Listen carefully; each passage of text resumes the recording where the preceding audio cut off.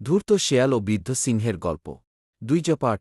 শেয়াল হেসে বলল, রাজা, আপনার কাছে যাওয়ার সম্পূর্ণ ইচ্ছা থাকা সত্ত্বেও আপনার এই হতভাগ্য প্রজা কাছে যাওয়ার সাহস পাচ্ছে না।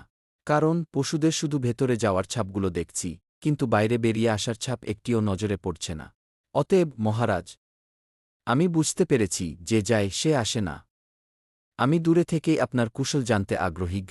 শিক্ষা: একটি শেয়াল তার মেধা খাটিয়ে কিভাবে আত্মরক্ষা করল। মিষ্টি কথার ফাঁদে পড়ল না।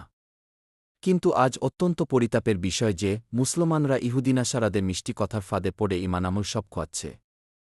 তারপরও তাদের বোধোদয় হচ্ছে না। তাই আসুন, আজ এই সিদ্ধান্ত নিই, আমরা ইহুদিনাসারাদেরকে বন্ধু রূপে গ্রহণ করব না। এই প্রসঙ্গে আল্লাহ তাআলা বলেন, হে ঈমানদারগণ! তোমরা ইহুদিনাসারাদেরকে বন্ধুরূপে গ্রহণ করো না। ভিডিওটি ভালো লাগলে লাইক, কমেন্ট, শেয়ার করতে ভুলবেন না। এবং এরকম আরও মজার মজার গল্প শুনতে চ্যানেলটি সাবস্ক্রাইব করে রাখুন।